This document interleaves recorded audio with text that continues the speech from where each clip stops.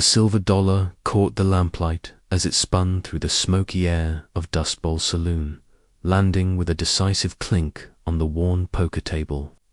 Every eye in the establishment fixed on that lone coin, the last earthly possession of a man who'd already lost everything else to Sheriff Cornelius Brackendridge's rigged games.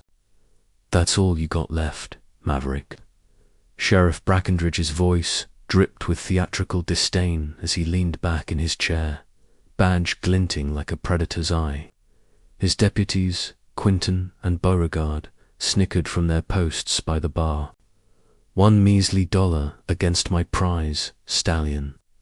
Hell, that horse is worth more than your daddy's entire ranch was." The cowboy, known simply as Maverick, sat motionless, his weathered face betraying nothing. 3 days ago, he'd ridden into Copperton Falls with a string of fine horses and a leather pouch heavy with honest earnings. 3 days of the sheriff's. Hospitality had stripped him of everything: his livestock, his savings, even his father's gold pocket watch. All that remained was this single silver $1 and the bay mare tied outside. A horse so unremarkable that Brackendridge hadn't bothered to claim her in his systematic fleecing. "I'll take that wager," Maverick said quietly, his fingers drumming. Once against the table's edge, the saloon erupted in murmurs. Brackendridge's eyes narrowed to slits.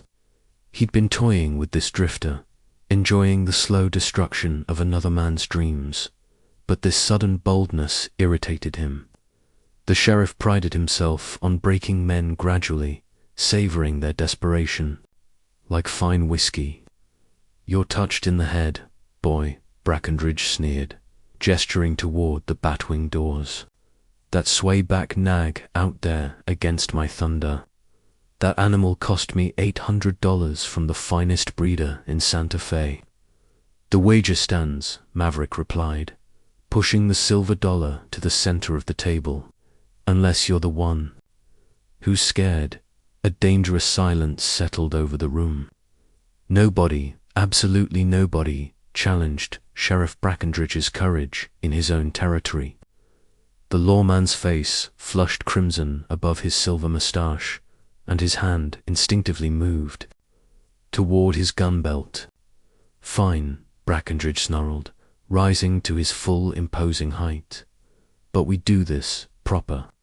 Not just a horse race any fool can get lucky with speed. We're talking about a real contest of horsemanship. Tomorrow at dawn in the town square, 3 challenges: speed, agility, and obedience. Best 2 out of 3 takes both horses." "Agreed," Maverick nodded, standing to shake the sheriff's meaty hand as the 2 men clasped hands. Neither noticed the bay mare outside lift her head from the water trough, her dark eyes gleaming with an intelligence that seemed almost human. A soft whinny escaped her throat knot, the sound of a tired old horse, but something altogether different, something that spoke of hidden depths and carefully guarded secrets. The die was cast. By tomorrow's sunset, one man would own 2 horses, and the other would be walking away from Copperton Falls with nothing but the clothes on his back. What nobody in that smoke-filled saloon could have imagined was that the true contest wouldn't be between 2 men at Albert, between everything they thought they knew about the mysterious bond between a cowboy and his horse. Dawn broke over. Copperton Falls with the promise of a spectacle. Word of the impossible wager had spread through the small frontier town like wildfire, and now nearly every resident had gathered in the dusty town square. Merchants abandoned their shops, children pressed against their mothers' skirts, and even the town preacher had emerged from his chapel to witness what many assumed would be a man's final humiliation. Sheriff Brackendridge arrived in grand fashion, leading his magnificent black stallion Thunder through the crowd. The horse was indeed a sight to behold. 17 hands of pure muscle and breeding, with a coat that gleamed like polished obsidian, and eyes that sparked with barely contained wildness. Thunder pranced and snorted, commanding attention with every step, his silver-studded bridle catching the morning light. "Look at that beauty," whispered Mrs. Cordelia Ashworth to her neighbor. "Poor fool doesn't stand a chance." The crowd parted respectfully for the sheriff, their murmurs a mixture of admiration for his horse and pity for his opponent. Brackenridge basked in the attention, running his hand along Thunder's powerful neck while his deputies took bets from the gathered townspeople. The odds were overwhelmingly in the sheriff's favor, 10-1, then 20-1, with no takers for the cowboy. Then Maverick appeared, leading his bay mare through the crowd with quiet dignity. The contrast was stark and almost comical. Where Thunder was magnificent, the mare appeared utterly ordinary, a dusty brown coat marked with the scars of hard living, a slightly swayed back that spoke of many miles traveled, and a gait that seemed almost apologetic. She looked every inch the broken-down ranch horse that had seen better days. "Good Lord," chuckled Deputy Quinton, loud enough for everyone to hear. "That nag looks like she should be pulling a plow, not racing." The crowd's laughter was cruel but brief, dying away as Maverick continued his steady approach. There was something in his Beringa, calm confidence that seemed incongruous with his desperate circumstances that gave even the loudest mockers pause. Mayor Fitzgerald stepped forward with a brass megaphone, clearing his throat importantly. "Citizens of Copperton Falls, we are gathered to witness a contest of horsemanship between Sheriff Brackenridge and the challenger, Maverick. The contest consists of 3 challenges, as agreed upon last evening." He gestured toward 3 courses that had been hastily constructed in the square. First, a quarter-mile sprint down Main Street and back. Second, navigation of the obstacle course barrels, poles, and tight turns. Third, the obedience test, a series of commands that will demonstrate the true partnership between rider and mount. Brackenridge sat astride Thunder with the bearing of a conquering general, acknowledging the crowd's cheers with practiced waves. The stallion beneath him was electric with energy, dancing sideways and tossing his magnificent head. Maverick mounted, his mare with no fanfare, settling into his saddle as if he was simply beginning another day's work. The mare stood perfectly still, her ears forward, waiting. Those few observers who looked closely might have noticed that her stillness was not the lethargy of an old horse, but the poised readiness of a coiled spring. "Gentlemen," Mayor Fitzgerald called out, raising a red kerchief, "prepare for the first challenge." As the crowd pressed closer and tension filled the morning air, the bay mare turned her head slightly toward the gathering, her dark eyes scanning the faces with an intelligence that seemed to catalogue every person present. Then she looked directly at Sheriff Brackenridge, and for just a moment, something flickered in her gaze, something that might have been recognition, or perhaps calculation. The kerchief fluttered in the sheriff's confident grip, ready to signal. The beginning of what everyone assumed would be a foregone conclusion. The red kerchief dropped, and Thunder exploded forward like a cannonball, his powerful hooves churning up clouds of dust as Sheriff Brackenridge leaned low over his neck. The crowd roared its approval, watching the magnificent stallion stretch into a full gallop that spoke of pure leashed power.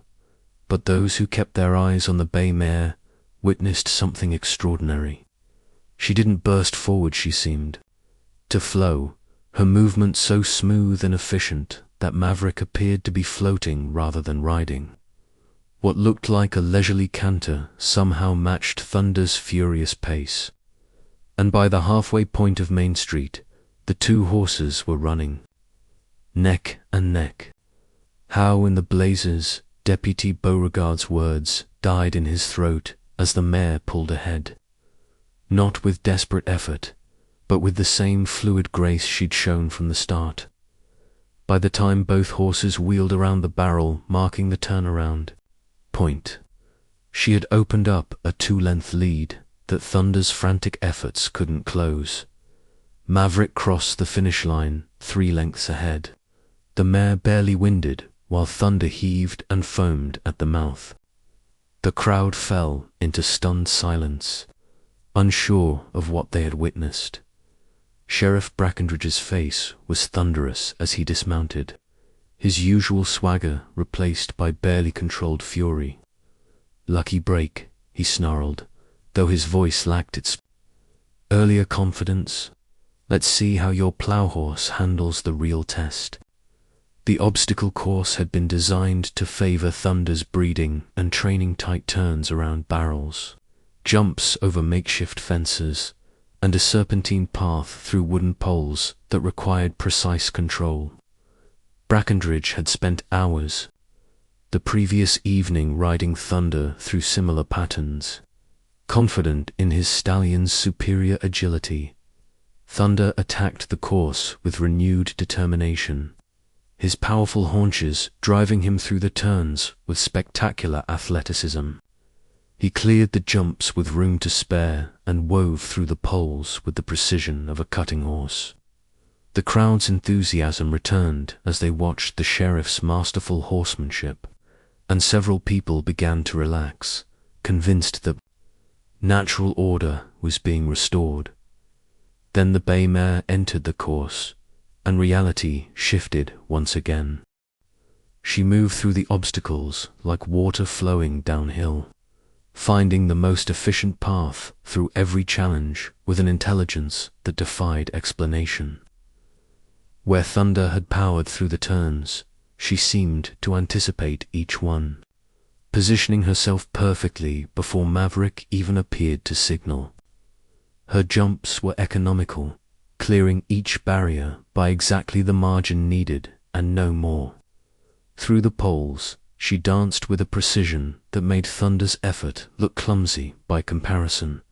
When she finished the course, her time was 8 seconds, faster than Thunder's, and she showed no more signs of exertion than if she'd been walking through a pasture.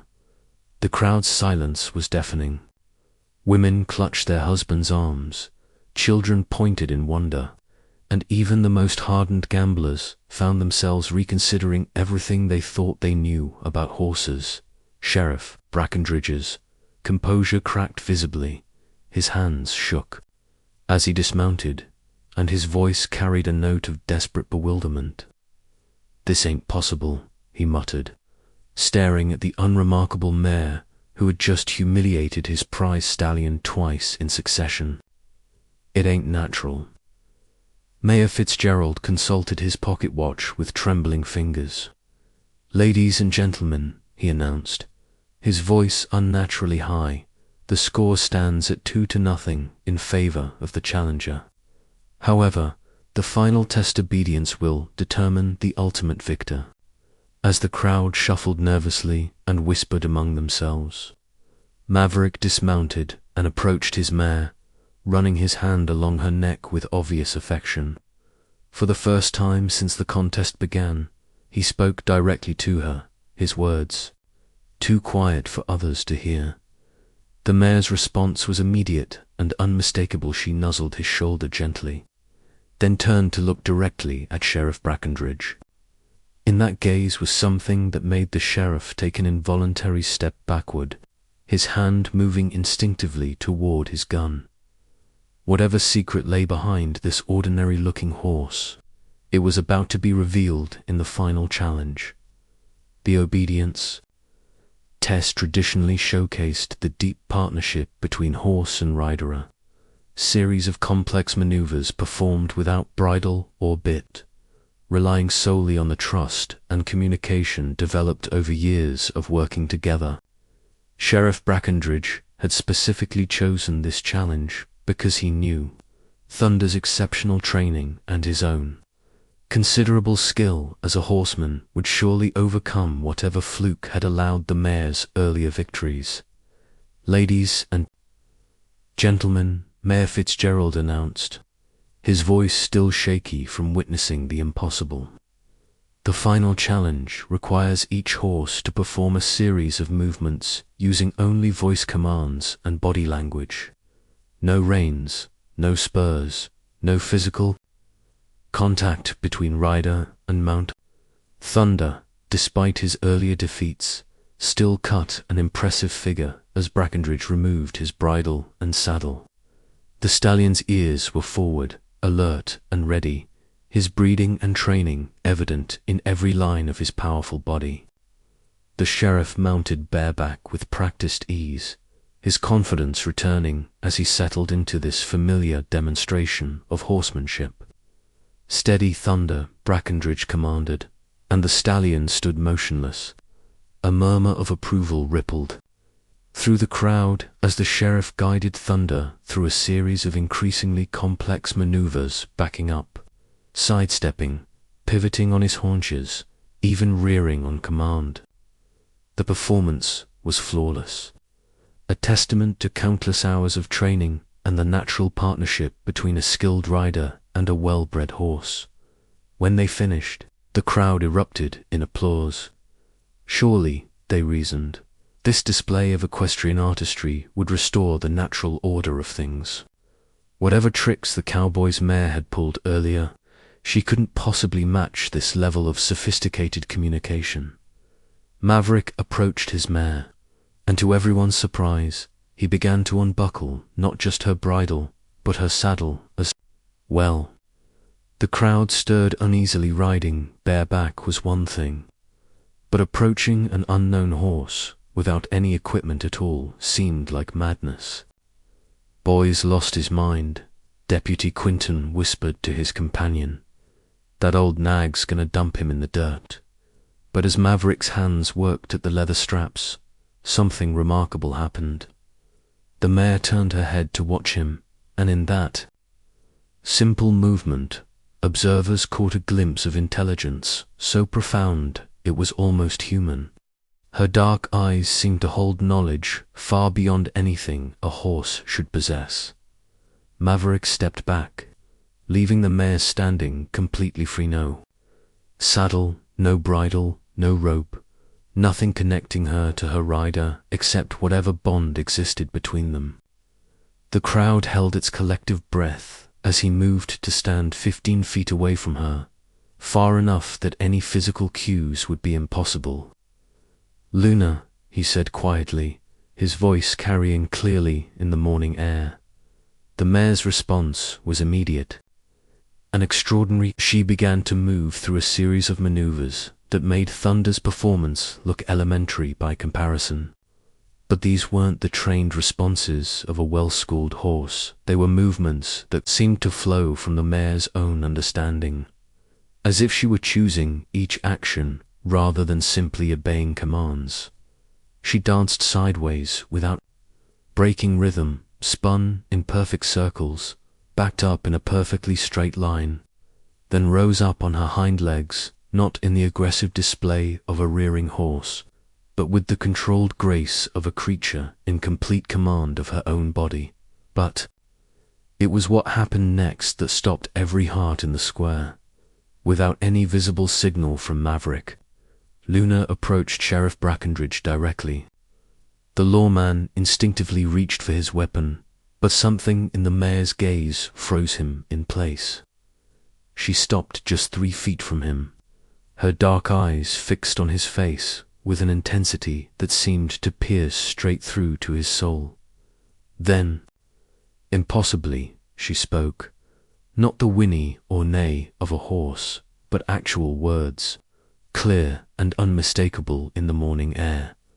"Hello, Cornelius. It's been a long time." The sheriff's face went white as parchment, his mouth opening and closing like a landed fish.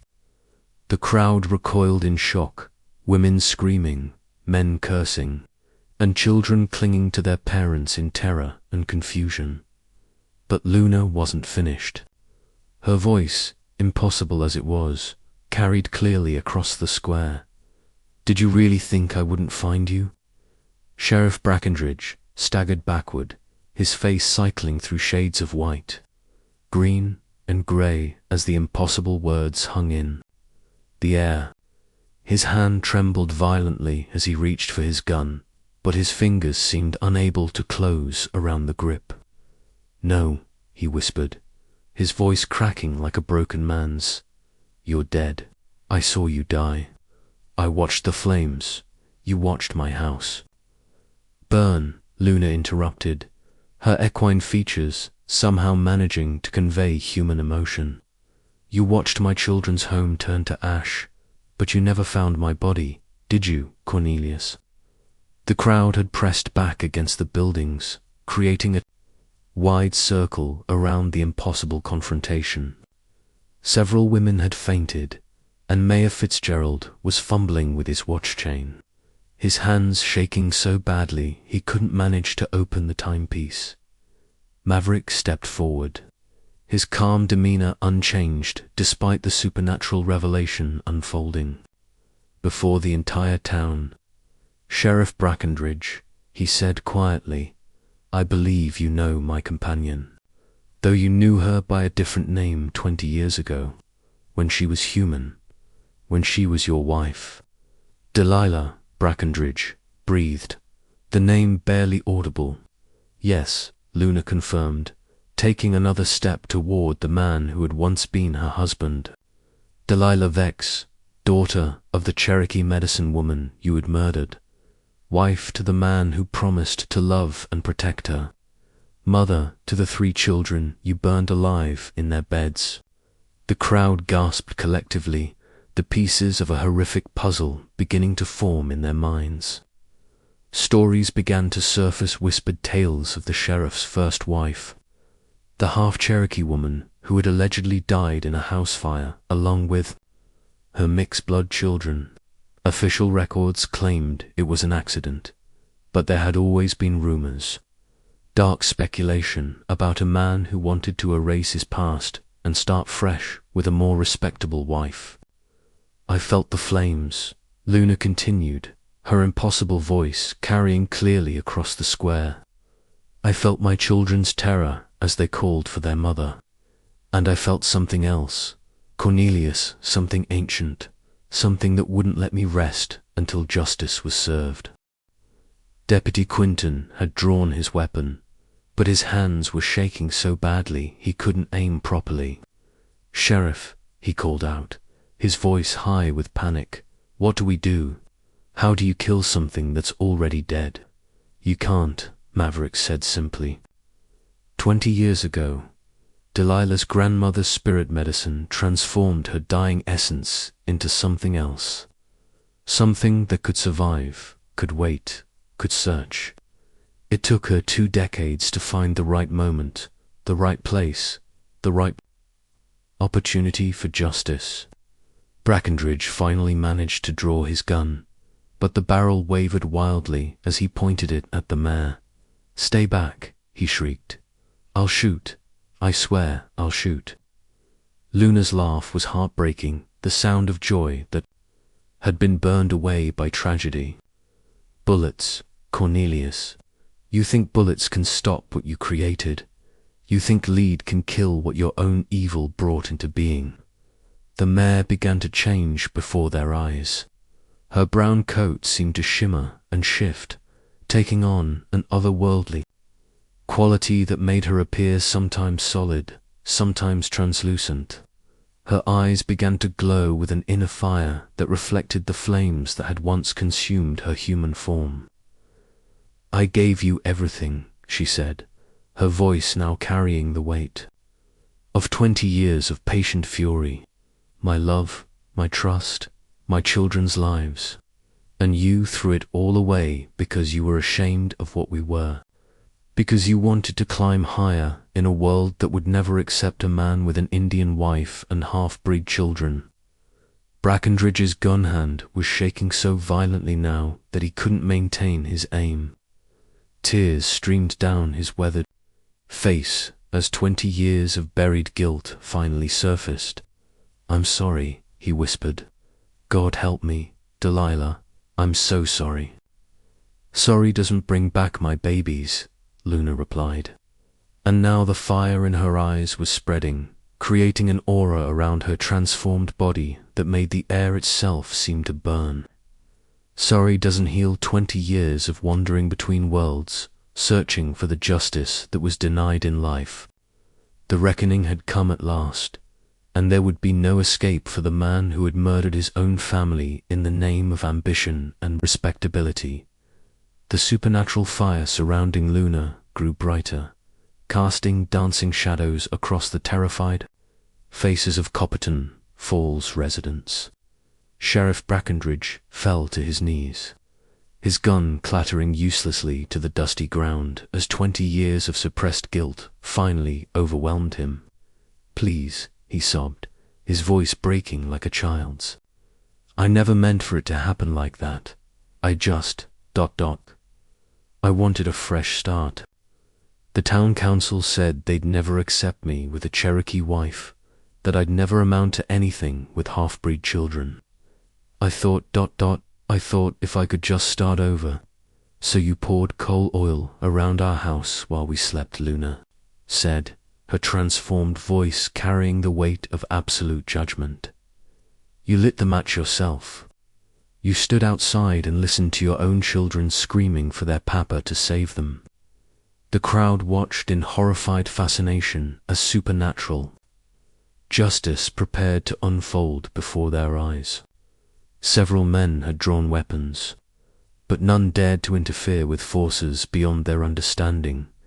But then something unexpected happened. Maverick stepped between Luna and the broken sheriff, his calm presence somehow cooling the supernatural fire that surrounded the transformed mare. Delilah, he said gently, using her human name, your children aren't in this world anymore, but they're watching. Do you want them to see their mother become the very evil that destroyed their lives?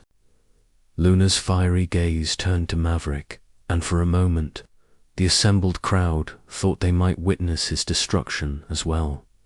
But instead, the flames in her eyes flickered with uncertainty. He deserves to burn, she whispered, her voice now carrying the pain of a mother's loss rather than the fury of vengeance. They were innocents. Little Sky, barely 6 years old, Dawn Walker, who still sucked her thumb, and baby Wolf Runner, who would never learn to walk. Yes, he deserves to burn, Maverick agreed quietly. But you don't deserve to carry that burden. You've already carried it for 20 years. Isn't it time to let it go? The supernatural fire around Luna began to dim, and the crowd could see her struggling with emotions too complex for revenge alone. The mare's form seemed to waver between her transformed state and something else, something that looked almost human in the flickering light. Sheriff Brackenridge looked up from his knees, tears streaming down his face. I'll confess, he said, his voice hoarse but clear. I'll tell everyone what I did. I'll face whatever justice the law demands. But please, please let me make it right somehow. There is no making this right, Luna replied, but the fire was fading from her voice. But perhaps there can be peace. She turned to address the assembled crowd, her supernatural presence commanding absolute attention. People of Copperton Falls, you have witnessed the truth today. This man murdered his wife and children 20 years ago, then built his life on their ashes. The law failed to bring justice then, but justice has found its way here nonetheless. Mayor Fitzgerald stepped forward on trembling legs, his official duties overriding his terror. Sheriff Cornelius Brackenridge, he said in a voice that shook but held steady, by the authority vested in me by the territory of New Mexico, you are hereby stripped of your badge and placed under arrest for the murders of Delilah Vex Brackenridge and her 3 children, As deputies, Quinton and Beauregard moved to restrain their former superior, Luna's transformation began to reverse. The supernatural fire faded, her translucent appearance solidified, and slowly, incredibly, she began to take on her original human form, a beautiful Cherokee woman in her 30s, with long black hair and eyes that held both infinite sadness and hard-won peace. "My name is Delilah Vex," she said, now speaking with her own human voice. "I am the daughter of Medicine Woman, Standing Bear, and the mother of 3 children who died too young. For 20 years, I have existed between worlds, sustained by grief and the need for justice. Today, that burden is lifted." She turned to Maverick, and the crowd could see the gratitude in her eyes. "Thank you for helping me remember who I was before the rage consumed me." Maverick smiled, tipping his hat respectfully. "Every soul deserves peace, ma'am. Even the ones that have to fight the hardest to find it." As the sun reached its zenith over Copperton Falls, Delilah Vex began to fade like morning mist, her form becoming translucent as she prepared to move on to whatever realm awaited her. "My children are calling," she said, her voice growing distant but peaceful. "I can hear them laughing. They're safe now. We all are." She looked one last time at the man who had destroyed her family, now weeping in shackles. "I forgive you, Cornelius. Not for your sake, but for mine. Hatred is too heavy a burden to carry into eternity." With those words, Delilah Vex disappeared entirely, leaving behind only a gentle breeze that seemed to carry the laughter of children and the scent of sage and sweetgrass. Maverick stood alone, in the center of the square, holding the silver dollar that had started it all. He looked around at the stunned faces of the townspeople, then at the former sheriff being led away to face earthly justice at last. "Well," he said, pocketing the coin, "I reckon I'll be moving on now." As he walked toward the edge of town, a beautiful bay mare materialized beside him, not supernatural this time, but flesh and blood, a real horse that seemed to have chosen him as her companion. The people of Copperton Falls would talk about this day for the rest of their lives, but they would do so with the knowledge that sometimes justice finds a Waven when it takes 20 years and the intervention of forces beyond human understanding, and somewhere in the realm beyond the living world, a mother was finally reunited with her children, their laughter echoing across dimensions as they found the peace that had been denied them in life.